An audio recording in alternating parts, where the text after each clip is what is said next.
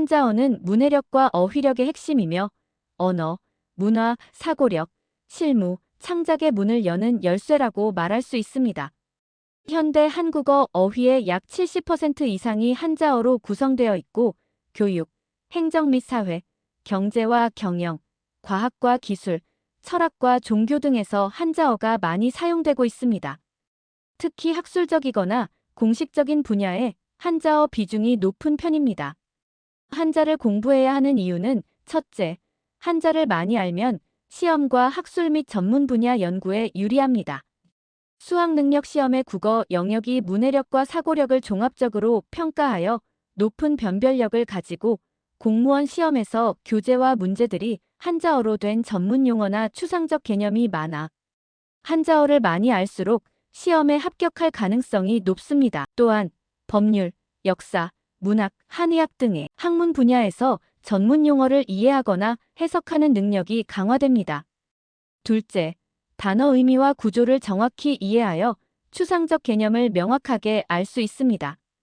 예를 들어, 경제는 다스릴 경, 구제할 제로 세상을 다스리고 구제하는 것이 경제활동의 본질임을 알 수 있습니다. 경제라고 하면 그냥 돈을 버는 것으로 생각하는데 한자로 풀이하면 경제는 국가와 사회를 운영하는 근간임을 알 수 있습니다.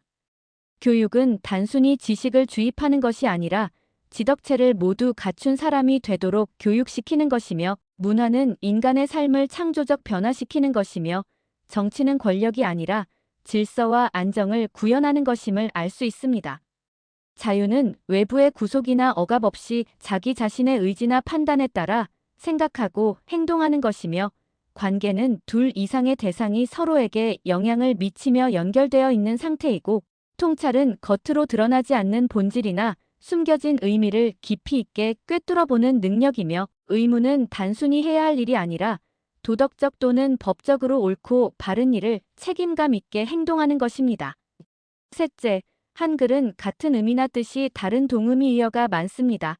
표준국어 대사전을 기준으로 대략 5만 개 한글 중 동의어는 약 3에서 4% 정도로 1,500에서 2,000쌍이 됩니다.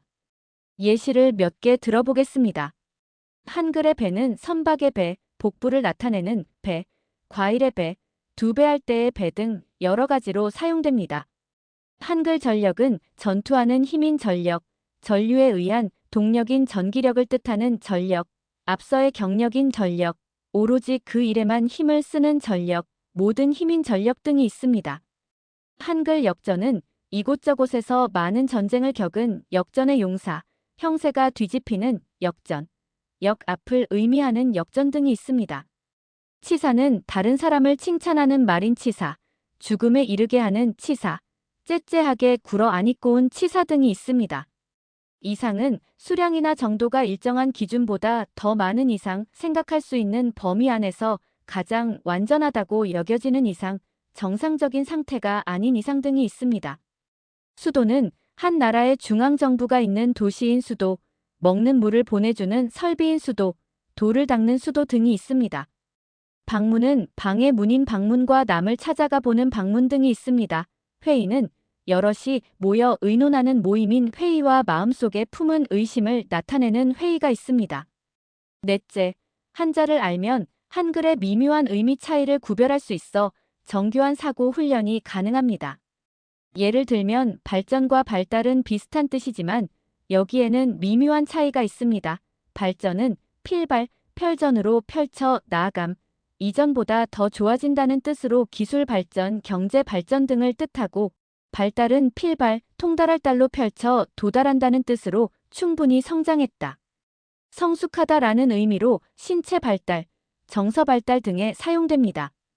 이런 측면에서 보면 기술 발전은 과정과 진보에, 기술 발달은 완성된 상태와 성숙에 초점을 두고 있습니다. 문명과 문화도 비슷한 뜻이지만 문명은 그럴 문, 밝을 명으로 문이 밝아진 것으로 주로 물질적, 사회적 기반이 고도로 발전된 상태를 말하고 문화는 그럴 문, 될 화로 문으로 교화한다. 무력이 아닌 문자와 예절로 사람을 변화시키는 것으로 언어, 사상, 예술, 종교, 도덕 등 정신적 비물질적 측면을 말합니다. 문명은 일정 수준 이상의 발전이 이루어진 사회이고 문화는 미개한 사회든 선진 사회든 모두 각각의 고유한 문화를 가지고 있습니다. 한자를 알면 문맥의 혼동을 줄여 어휘력과 독해력이 향상되어 말과 글을 더 정밀하게 사용할 수 있습니다. 다섯째, 한자를 알면 자기 표현과 창작 능력이 확장됩니다. 즉, 더 정교하고 깊이 있는 표현이 가능하며 어휘 선택의 폭도 확대됩니다. 예를 들면 단순히 슬프다보다는 사람의 죽음을 슬퍼한다는 애도라는 단어를 사용하면 감정을 더 섬세하게 전달할 수 있습니다. 애도의 애는 슬픔을 나타내는 감정이고 도는 죽은 사람을 애도하는 행위를 뜻합니다. 그래서 한자는 작가, 시인, 작곡가, 카피라이터 같은 창작자들의 언어 수준을 높이고 넓히는 도구로 사용됩니다. 여섯째, 한자는 중국, 한국, 일본, 베트남 등 동아시아 문화권의 공통 문자이므로 한자를 알면 이들 국가의 철학, 역사, 고전문학, 역사 기록 등을 접할 수 있습니다. 한자를 알면 이런 장점들이 많은데도 불구하고 한자 학습에는 많은 어려움이 있습니다. 한자 학습이 왜 이렇게 어려운가? 그 이유는 첫째, 한자 수가 많습니다. 한국에서 사용하는 교육용 기초 한자는 1800개, 8급에서 1급까지 합치면 5000자로 이 많은 한자를 모양, 소리, 뜻을 함께 암기하기에는 학습량이 방대합니다. 둘째, 한자는 획수가 많고 복잡한 글자들이 많습니다. 의사의는 18획이고 마귀만은 21획, 닭개는 21획, 놀랄 경은 23획, 부탁할 촉은 24획, 우울할 울은 29획입니다. 셋째, 비슷한 글자들도 많아 한자를 쓰고 기억하기 힘듭니다. 사람 인과 들입, 안일 미와 끝 말, 흑토와 선비사, 일천천과 방패간 등이 있습니다. 넷째, 한자의 구성 원리를 이해하지 않고 단순히 암기만 하니 학습 의욕이 떨어집니다. 다섯째, 시간과 노력을 들여 반복해서 학습해야만 습득이 가능하며 여섯째, 국어, 영어, 수학 등 학습해야 할 것이 많아 한자를 학습할 시간이 부족합니다. 초등학교에는 한자가 정규 교과 과정에 없고 중학교에는 국어 과목 내에 한자 내용이 포함된 경우도 있으며 고등학교 때는 평균 일주에 2~3시간만 학습하는데 이것도 선택 과목입니다. 일곱째, 한글 전용 정책으로 한자를 왜 배워야 하는지 명확한 인식이 부재합니다. 한글 전용 정책은 1948년에 시작되어 1968년 본격화되고 1970년대 초에 전면적으로 시행되었습니다. 여덟째, 재미있고 오래 기억할 수 있게 만든 한자 학습 교재가 없습니다.